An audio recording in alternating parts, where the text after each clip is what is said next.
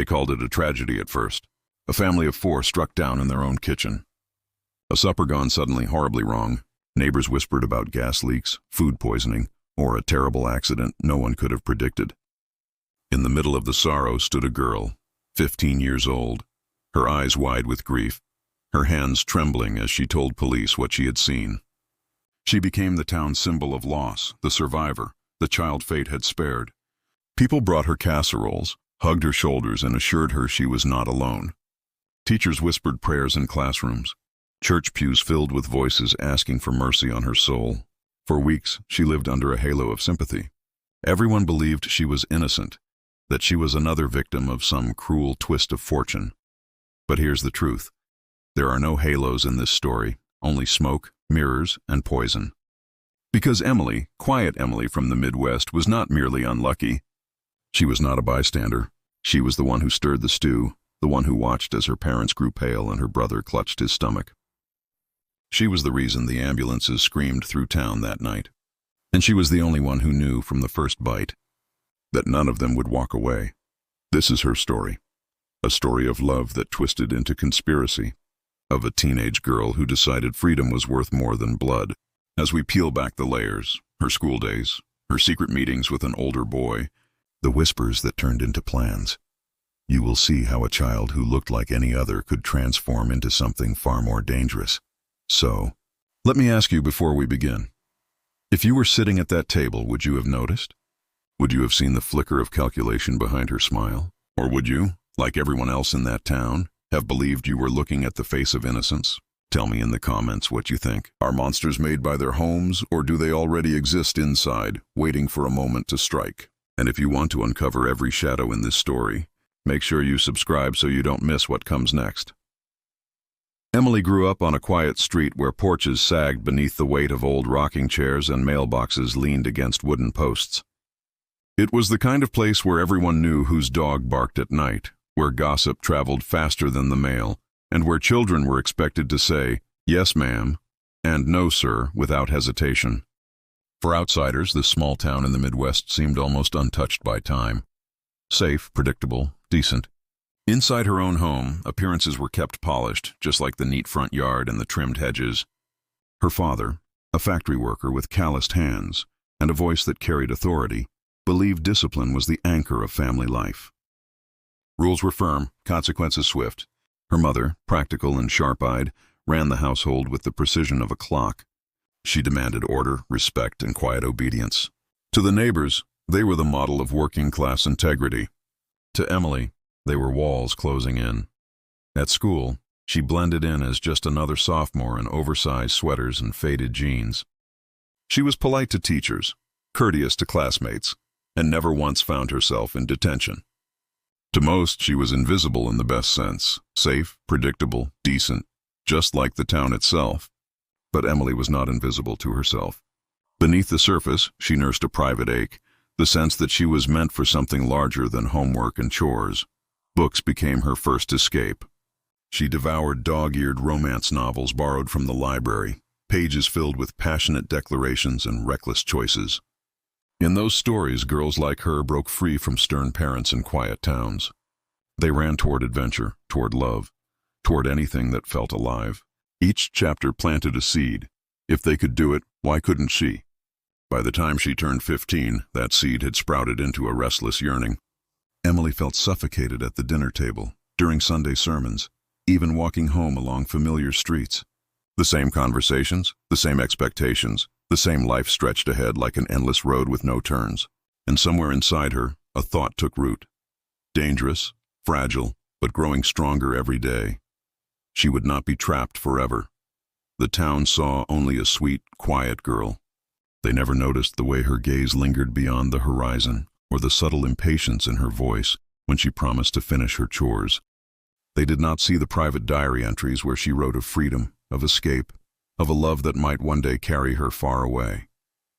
It was in that restless state of mind that she first met Jake, and everything in her life began to shift. Jake was the kind of boy every parent in town warned their daughters about. He was 18, old enough to be considered a man, but young enough to still burn with the recklessness of youth. He worked at the gas station on the edge of town, where the neon sign buzzed at night and engines coughed beneath his hands. Grease stained his jeans, cigarettes dangled from his lips, and there was always a rumor following behind him like a shadow. Some said he had been caught shoplifting once. Others swore he had been in fights behind the high school gym. Whether any of it was true hardly mattered. The image was already cemented. To adults, Jake was trouble. To girls like Emily, he was a spark in a town that otherwise felt colorless. Their first meeting was nothing extraordinary. Emily stopped at the station with her mother one afternoon, standing by as gas pumped into their car. Jake wiped his hands on a rag and offered a lopsided smile. His eyes lingered on Emily a second longer than polite, and she felt her chest tighten with something unfamiliar.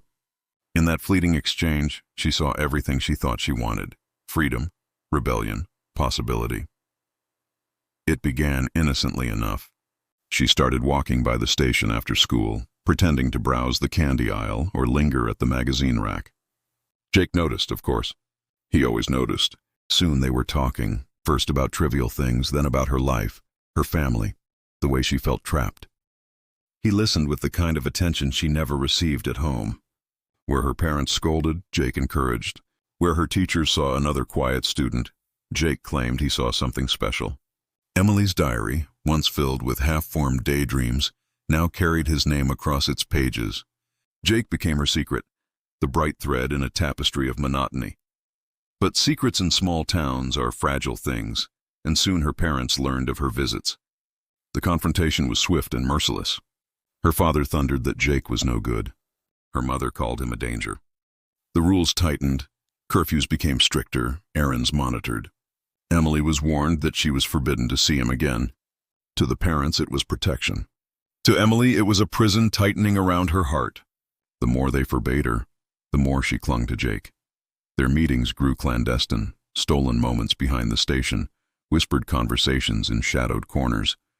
He became the only place where she could breathe, the only person who seemed to understand. As her devotion deepened, Jake's influence over her grew, feeding a reckless dream that together they could escape everything holding them down. It was in those hushed encounters, beneath the hum of street lamps and the distant echo of train whistles, that a darker idea first began to take shape. The more Emily slipped away to meet Jake, the more she felt the weight of her family's rules pressing down upon her. At home, every glance from her father seemed like a judgment. Every word from her mother carried suspicion. Chores multiplied, questions sharpened, and freedom shrank until her world felt no larger than the walls of her bedroom. Jake became her only release. In his company, the air was different, looser, charged, alive. He spoke with the confidence of someone who had already chosen rebellion over obedience, and he wore his disdain for authority like a badge. Emily soaked in his words as if they were gospel, her heart beating faster each time he told her she deserved more than what she had. One evening, sitting in the cab of his battered pickup truck, Jake lit a cigarette and exhaled into the night. The glow of the street lamp caught the sharp angles of his face as he turned toward her. "They'll never let you go," he said. "Not really. You'll always be their little girl, locked up in that house following their rules." Emily stared out the window, fighting the lump in her throat. She wanted to argue, to insist that someday she would be old enough to leave on her own, but the words felt hollow. Jake pressed on. "Do you want to be stuck there forever? Do you want them deciding every choice for you until you can't breathe?" She shook her head slowly. His voice lowered, almost a whisper. "There are ways out, Emily. People make choices every day to break free. Some just don't have the courage to do it." The words lingered long after he dropped her off that night. They echoed in her head while she washed dishes, while she folded laundry, while she listened to her parents' arguments. She told herself he didn't mean anything specific. It was just talk. But deep down, a door had been opened, and once opened, it could not be shut. The next time they met, the conversation grew bolder. Jake spoke of couples who ran away together, stories he claimed to have heard about people disappearing to start fresh somewhere else. He painted pictures of distant cities with glowing lights and freedom in every corner. Emily hung on his every word, her imagination soaring. But always behind the daydreams lay the same quiet suggestion: escape would come at a cost. It was never said outright, never pressed upon her like a command. But Jake's eyes held a question, unspoken yet clear. How far was she willing to go for love? For freedom, for him? That night, lying awake in her small bedroom while the house settled into silence, Emily stared at the ceiling and felt a chill. For the first time, she allowed herself to wonder not just if she could leave, but if she could live in a world without them. Once the thought had taken root, it grew with frightening speed. At first, Emily tried to push it aside, convincing herself it was only a passing fantasy. But each time her father's voice thundered across the dinner table, or her mother's sharp eyes caught her lingering too long by the window, the fantasy crept back, stronger than before. And whenever she met Jake, he watered that seed with quiet, deliberate words. It began with questions. Jake said one afternoon, leaning against the gas pump while Emily lingered at his side. "What would it be like if it were just the two of us?" he asked. "Imagine no one telling you when to come home, no one checking your phone, no one standing between us." Emily's heart raced as she pictured it. No rules, no curfews, no scolding, just freedom. Just Jake. Soon the questions became possibilities. Jake mentioned stories he had read in old magazines. Tales of people slipping away, of lovers vanishing into new lives. Then almost casually he began to speak of methods. "Some people just walk away," he said. "Others, they make sure nothing holds them back." Emily asked what he meant, her voice barely above a whisper. Jake smiled faintly, the kind of smile that suggested he knew more than he was saying. The subject of poison surfaced one evening in the most ordinary of places, the library. Emily had gone there under the pretense of studying, but Jake had followed, and together they browsed the dusty shelves. In the back, beneath sagging encyclopedias, they found manuals on household safety, guides on farming, and pamphlets about rodent control. Jake pointed to a passage about arsenic, once used in pesticides, his finger tracing the page. Emily felt her pulse quicken. Later, in the dim glow of the truck's dashboard, Jake spoke more plainly. "It wouldn't have to be messy," he said. "No screams, no fights, just quiet. A meal, a drink, and then freedom." Emily shivered at his words, torn between terror and exhilaration. To imagine such a thing was unthinkable, and yet the image filled her mind with a dangerous clarity. She didn't answer, but Jake didn't need her to. The silence between them was enough. Over the following weeks, they began to collect fragments of knowledge, piecing together a grim puzzle. Jake claimed he knew where to buy rat poison without drawing suspicion. Emily, who often accompanied her mother to the feed store outside town, realized she could make the purchase herself. A plan, unspoken but undeniable, was beginning to form between them. At home she moved carefully, hiding her thoughts behind practiced smiles. Her parents believed the rules were working, that the walls they had built around her were holding firm. They never saw the cracks spreading quietly beneath their feet. For Emily, the fantasy was no longer just an escape. It was becoming a strategy. The purchase itself was easier than Emily had imagined. On a gray Saturday morning, her mother drove her out to the feed store beyond the cornfields, the kind of place where farmers bought sacks of grain and tools that smelled of rust and oil. While her mother browsed for laundry soap and flour, Emily wandered to the back aisle, where shelves carried pest control products. The box looked ordinary, its bright packaging promising to rid barns of rodents. Its warning labels were small, the kind most people never bothered to read. But Emily's hands trembled as she reached for it, slipping it into the basket beneath a cover of household goods. At the counter, the clerk didn't even glance twice. To him, she was just another teenager running errands for her mother. Back home, Emily smuggled the package upstairs, tucking it deep inside her school backpack. Each time she opened the zipper, the sight of it made her heart pound. She told herself it was just preparation, not commitment. But deep down, she knew the line had been crossed. Jake's reaction when she showed him was a crooked grin. He held the box as though it were a prize, shaking it gently before tucking it into his jacket. "See," he said, "no one suspects a thing. They'll never see it coming." But theory wasn't enough. Jake insisted they needed proof that the poison worked, that their plan wasn't just whispers in the dark. So one evening behind the station, he poured a portion of the powder into a dish of milk and set it beside the dumpster. A stray cat, thin and skittish, approached and lapped at the surface. Emily turned away before the end, pressing her palms against her ears. When she finally looked back, the silence of the alley told her what she didn't want to admit. The image haunted her all night. She woke sweating, convinced she had heard the pitiful cry of the animal echoing in her room. She told herself it was just practice, just a test. But she also knew the next test would not be so easily dismissed. Jake, on the other hand, seemed emboldened. "Now we know," he said simply. "It works. All that's left is timing." In her diary, Emily wrote pages of conflicting thoughts. Guilt gnawed at her, but alongside it came a sense of inevitability. Each day at home felt heavier, each argument sharper. She no longer asked herself whether the plan was possible. She asked when. The poison was no longer hidden in a backpack. It was hidden in her heart, and it would not stay there forever. The night arrived with the ordinary calm of a Midwest weekend. The sky stretched low and heavy, clouds rolling like slow waves over the fields. Inside the small house, the rhythm of family life continued as it always had. Her father returning from the factory, his boots left at the door. Her mother bustling in the kitchen, humming to herself as she stirred the stew pot. Her younger brother darting between rooms, his laughter echoing through the hall. To anyone else, it was a picture of normalcy.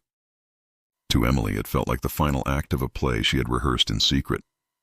She stood in the kitchen doorway, hands trembling at her sides, watching as her mother turned her back to reach for the spice rack. In that moment, Emily's pulse thundered in her ears. She slipped the packet from her pocket, a small cloud of pale granules sliding into the steaming pot. The hiss of boiling broth swallowed the sound. She stirred quickly, the spoon clattering against the sides, her breath shallow as though the very walls were listening. Her mother turned back, none the wiser, and smiled at her daughter. "Help me set the table, will you?" Emily nodded, her throat dry, and carried plates to the dining room. Each step felt like walking across thin ice. The ordinary clatter of silverware seemed deafening, as though every fork placed upon the table accused her. When the family gathered, the air was filled with the scent of warm bread and savory stew. Her father ladled generous portions. Her mother poured water into glasses. Her brother grinned and asked if dessert would follow. Emily lowered her gaze, her spoon poised above her bowl. The first bite passed her father's lips without suspicion. Her mother followed, then her brother, cheerful as always. Emily raised her spoon but barely tasted the broth. Each swallow around the table felt like a countdown, and with every passing second, the weight of her choice pressed harder against her chest. Conversation stumbled first. Her father coughed, setting down his spoon with a frown. Her brother shifted in his chair, a hand pressed against his stomach. Her mother glanced between them, confusion flickering into alarm. "Are you all right?" she asked, but her voice cracked as though she already knew the answer. Emily forced her eyes wide, feigning panic. She reached for her brother's arm, calling his name, her voice shrill with performance. The scene dissolved into chaos, her father gasping, her mother rushing to the sink, her brother doubling over. And all the while, Emily clutched at her chest, a mask of terror fixed to her face.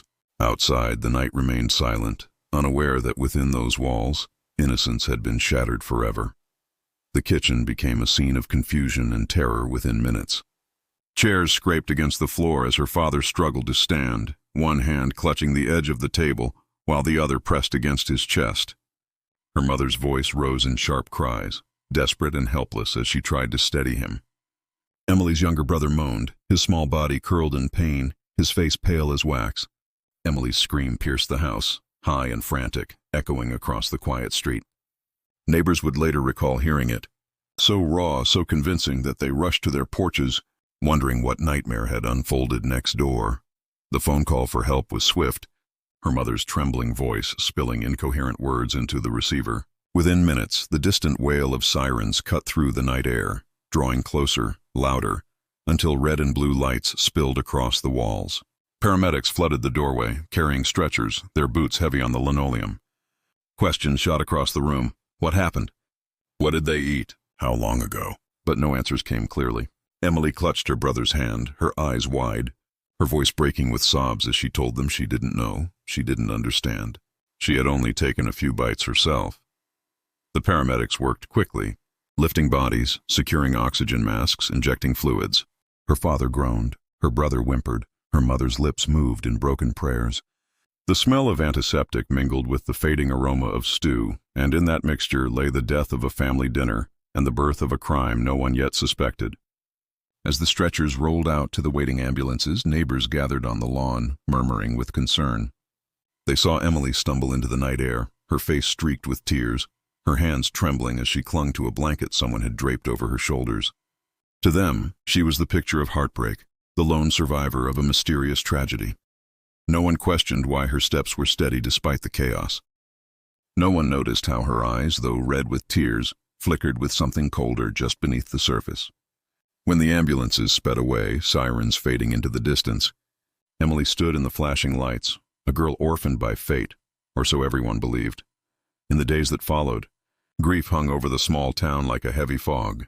The factory where her father had worked lowered its flag to half-mast. The church bells tolled in solemn rhythm. At the high school, teachers led students in whispered prayers, their voices trembling as they spoke of loss too cruel to comprehend. Emily walked among them as a figure draped in sorrow. Everywhere she went, arms reached for her shoulders, voices murmured words of comfort. Neighbors brought steaming casseroles, pies still warm from the oven, envelopes of money tucked into greeting cards. At night, families gathered in living rooms, speaking softly about the tragedy, shaking their heads at the injustice of it all. She played her role with chilling perfection. At the funeral, she stood by the coffins with her hands folded neatly, her face pale and streaked with tears. She leaned into embraces, nodded through condolences, whispered thank you, with a voice fragile as glass. Reporters snapped photographs, capturing the image of a child robbed of her family, a lone figure against the backdrop of black-clad mourners. To the community, she was not a suspect but a symbol, a survivor fate had spared. Teachers checked in on her.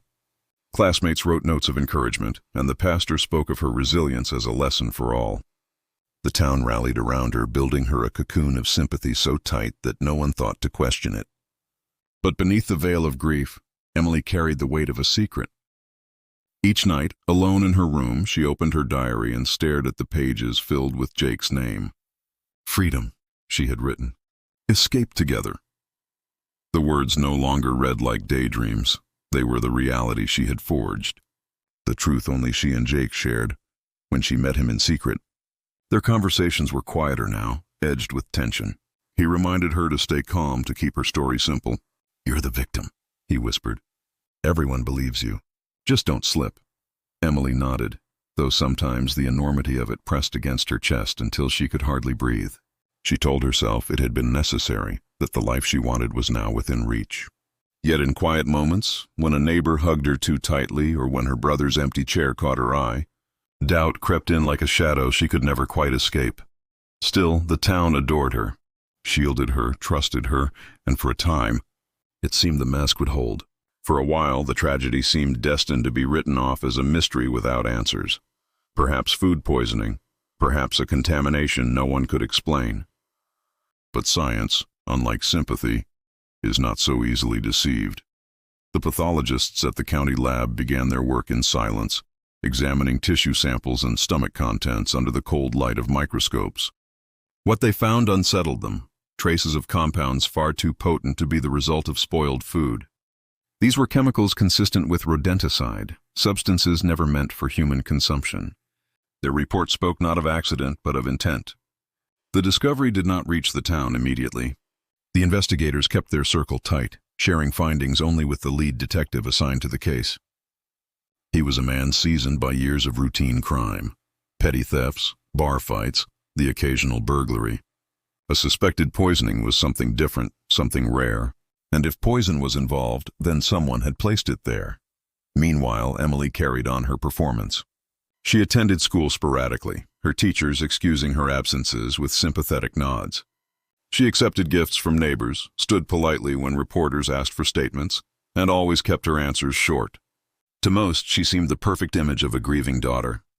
But perfection has a way of drawing too much light, and in that brightness, shadows begin to show. Detectives quietly combed through the family home. They found no spoiled cans, no broken seals, nothing that could explain the presence of poison. What they did find, tucked away in Emily's desk drawer, was a journal. At first, its pages seemed harmless. Doodles, homework notes, fragments of teenage thoughts. But as they read further, the words grew darker. I dream of freedom, one entry read. Someday it will just be me and Jake. No one to stop us. Another passage, dated only weeks before the tragedy, chilled them further. I don't know if I can stand this anymore. Something has to change. The entries were not confessions, but they were enough to raise suspicion. Combined with the lab results, the picture shifted.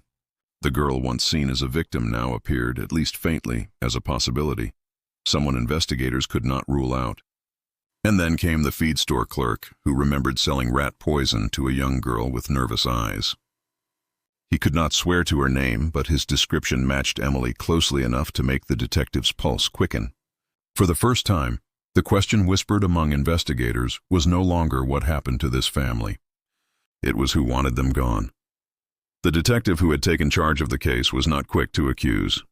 In towns like his, rushing to judgment meant breaking fragile trust with neighbors who still believed in handshakes and Sunday sermons.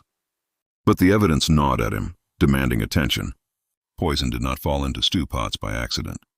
Diaries did not fill themselves with fantasies of escape, and children did not usually walk away from tragedies without a scratch.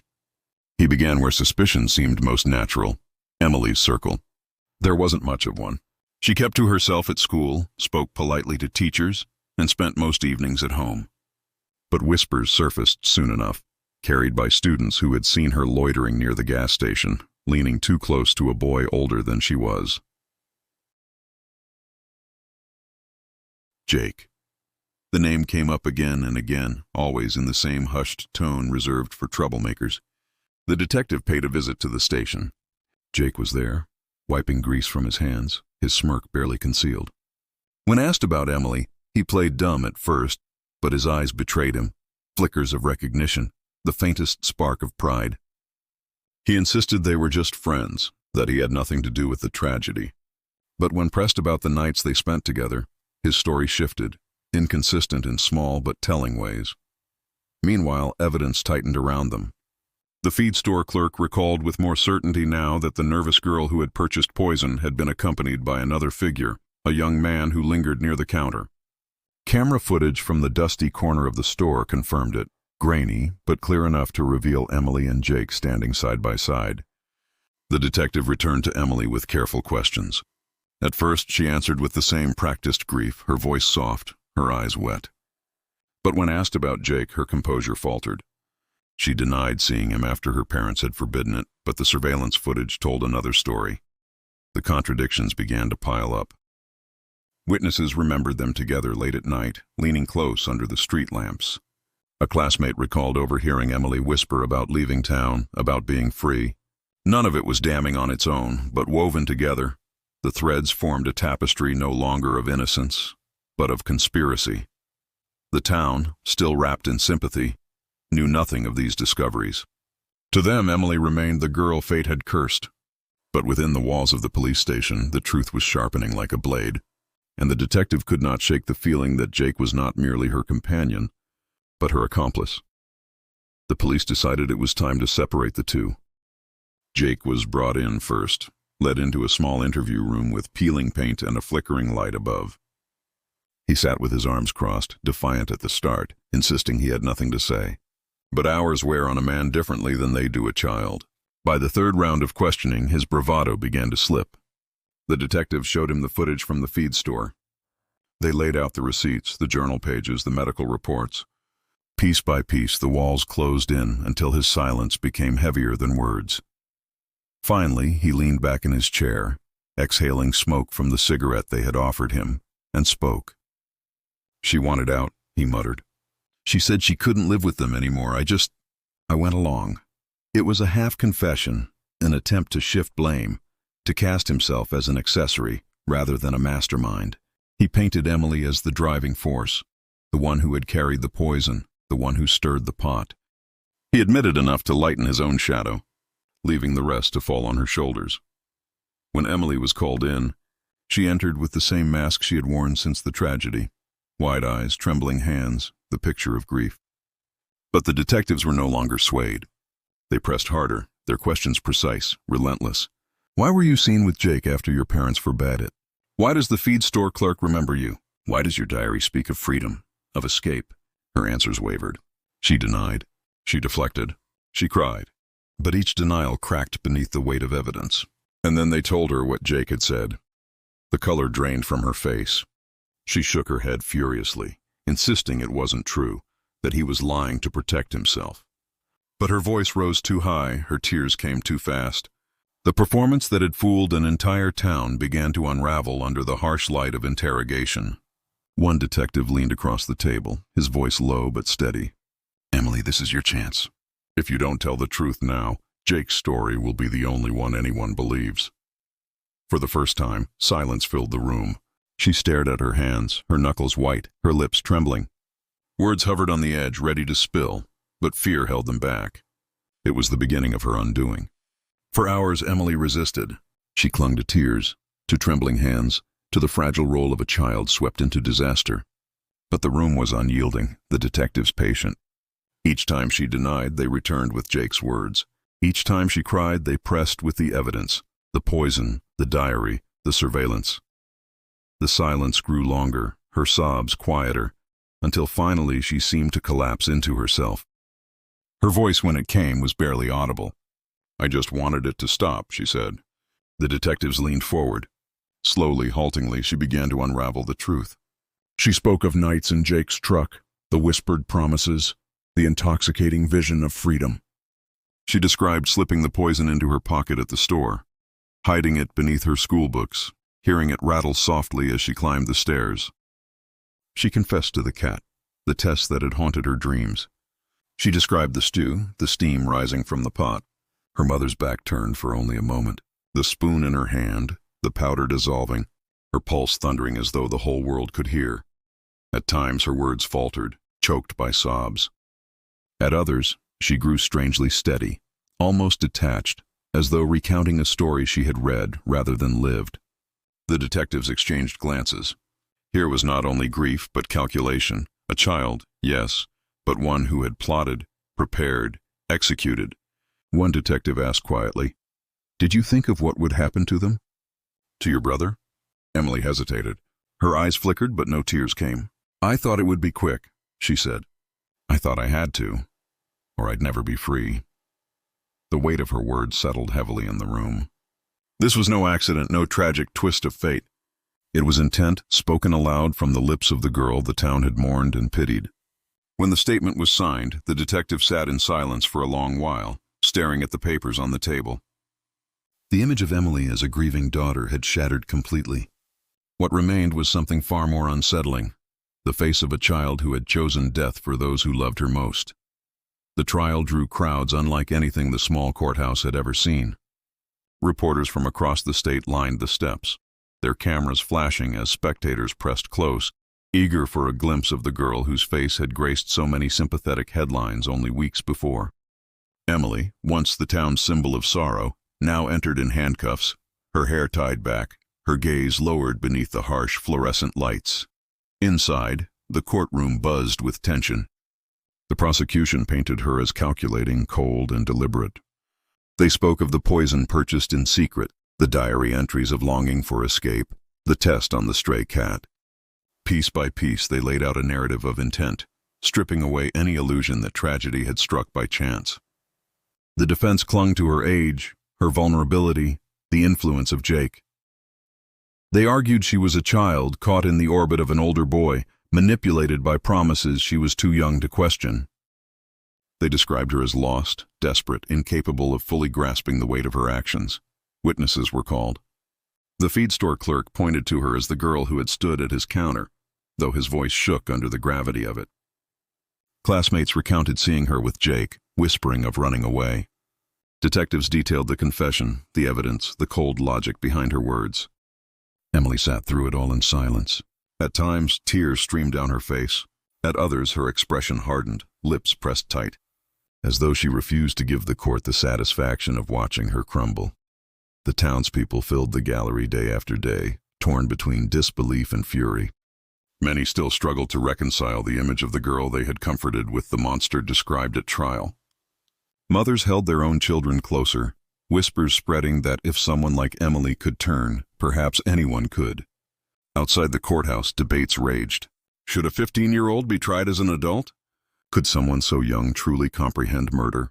Some called for mercy, citing her age and Jake's influence. Others demanded the harshest punishment, arguing that her youth made the crime all the more chilling. The media seized on every detail. The trembling of her hands, the tilt of her chin, the faintest flicker in her eyes. Headlines screamed of betrayal, of innocence lost, of a community forever scarred. And when closing arguments rang out, the question left hanging in the air was not whether Emily had done it. The evidence had spoken, but what her fate should be. Was she to be remembered as a misguided child led astray, or as a cold-blooded killer who had hidden her malice behind a mask of youth? The jury deliberated for hours, their voices muffled behind heavy doors. Outside, the courthouse lawn filled with restless spectators, some clutching prayer books, others holding signs demanding justice. When the jurors finally returned, the room fell into a silence so deep that every cough, every scrape of a chair seemed magnified. The verdict was read in a steady voice: guilty. The word rang through the chamber like the toll of a bell. Emily's shoulders tensed, her eyes fixed on the floor, but she did not cry. The judge, a man with decades on the bench, spoke with measured gravity. He acknowledged her youth, but could not ignore the deliberation behind her actions, the premeditation, the chilling confession. She would not walk free into adulthood. Instead, she was sentenced to remain in custody through her juvenile years and beyond, transferred later to serve a term in the state prison system. It was a punishment that balanced her age with the enormity of her crime, though to many it felt either too harsh or far too lenient. The courtroom erupted with reactions, gasps, murmurs, sobs. Some shook their heads in disbelief, unwilling to accept that the girl they had once embraced as a victim was now condemned as a killer. Others whispered that justice had been done, though even in victory, their voices carried unease. Reporters rushed to file their stories, headlines already forming. Midwest teen found guilty in family poisoning. From orphan to killer, the Emily case. The tale would ripple far beyond the small town, fueling debates about juvenile justice, parental control, and the terrifying possibility of malice behind innocent faces. As deputies led her from the courtroom, Emily paused only once. She turned her head toward the gallery, her expression calm, almost serene. For a fleeting moment, the room caught her gaze, those wide, unblinking eyes set in a face still soft with youth. And in that silence, an entire community felt a chill. It was not the verdict, Majaz.